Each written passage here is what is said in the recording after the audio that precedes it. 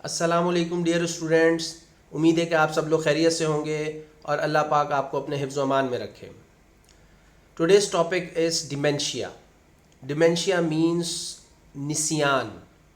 ان طب it is called as نسیان، loss of memory, impairment of memory, weakness of memory. اس حوالے سے آپ نے ضرور اس لفظ کا تذکرہ کہیں نہ کہیں سنا ہوگا۔ عام طور پر اس کو بڑھاپے سے تشبیہ دی جاتی ہے، اس بیماری کو، کہ بڑھاپا اور یادداشت کی کمزوری، چیزیں رکھ کر بھول جانا، ذہنی صلاحیت میں کمی، تو کچھ اس طریقے سے اس کو ڈیفائن کرنے کی کوشش کی جاتی ہے، جو کہ کافی حد تک ٹھیک بھی ہے۔ لیکن یہ بات سمجھنی ہوگی آج کہ ڈیمینشیا ایک نیچرل پروسیس بھی ہے، اور اس کو ایکسیپٹ بھی کرنا ہے، اور اس سے کوپ اپ بھی کرنا ہے، اور لوگوں کو گائیڈ بھی کرنا ہے اور حوصلہ بھی دینا ہے، خاص طور پہ عمر رسیدہ افراد جن کو یہ مرض لاحق ہو جاتا ہے۔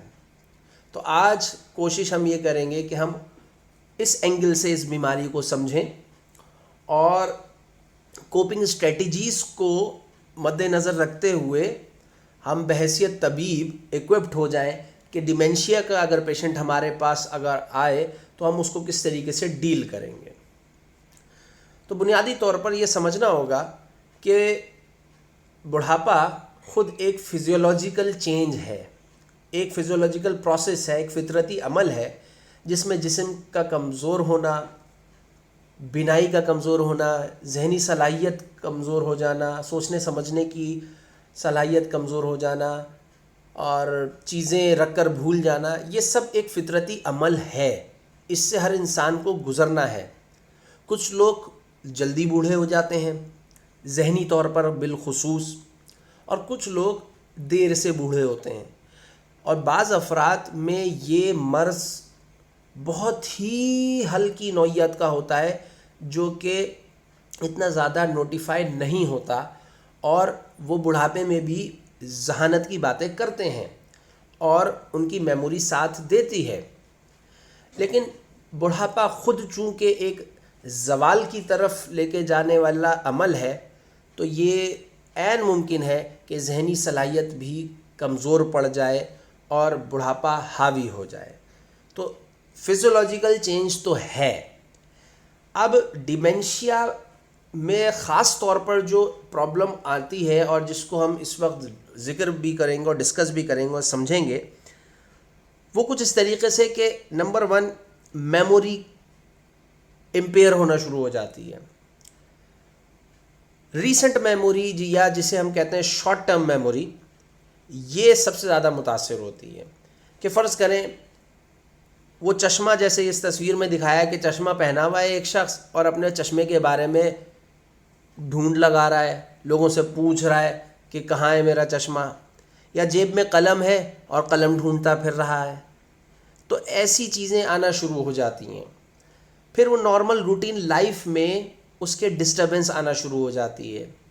اب فرض کریں وہ پیسے لے کر نکلا کہ کوئی سودا لے کر آنا ہے اس کو، تو کیا چیز لینی ہے دکان پر جا کر بھول گیا، یا جیب میں پیسے موجود ہیں لیکن ذہن میں یہ سوال ہے کہ پیسے بھول گیا یا گرا دیے، یا یہ یاد نہیں آ رہا کہ کس جیب میں پیسے موجود ہیں۔ تو الغرض ڈیلی روٹین میں یہ ڈسٹربنسز شروع ہو جاتی ہیں۔ پھر ساتھ ساتھ چیزوں کے سیکھنے کا جو مرحلہ ہے، یعنی جو لرننگ ایبلٹی ہے انسان کی، وہ کمزور ہونا شروع ہو جاتی ہے۔ یعنی اب اگر اس سے یہ کہا جائے کہ کوئی نئی چیز سیکھو یا کوئی اسکل سیکھو، تو اس کے لیے بے حد مشکل ہوگا اور دشوار ہوگا۔ تو لرننگ ایبلٹیز بھی جو ہیں وہ متاثر ہونا شروع ہو جاتی ہیں، اور ونس اگین جب انسان سیکھنا چھوڑ دے یا سیکھا ہوا بھول جائے تو اس کے لیے زندگی دشوار ہو جاتی ہے، اور یہی پرابلم آتی ہے اس ڈیمینشیا کے پیشنٹ کے ساتھ، وہ کنفیوز رہتا ہے۔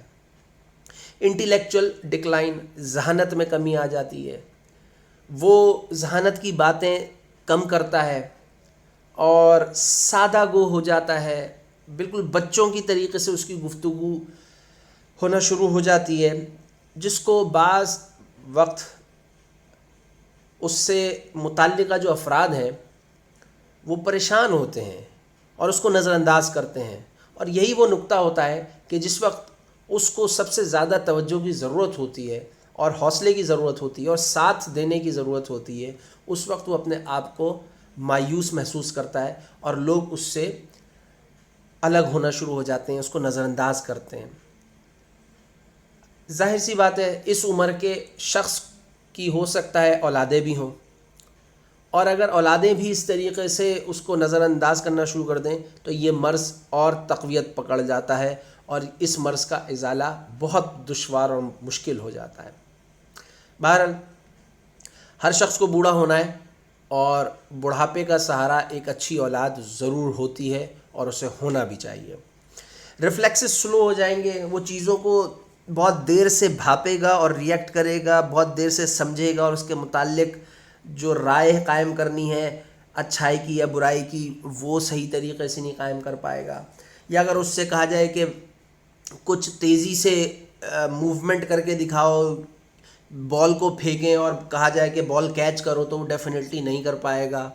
تو اس طریقے سے اس کے ریفلیکسز سلو ہو جائیں گے، ریجڈ بیہیویئر ہو جائے گا، مزاج میں تھوڑی سی سختی آتی چلی جائے گی، ناراضگی کا اظہار کیا کرے گا وہ چھوٹی چھوٹی باتوں پر، اور just like a could behaviour آنا شروع ہو جاتا ہے۔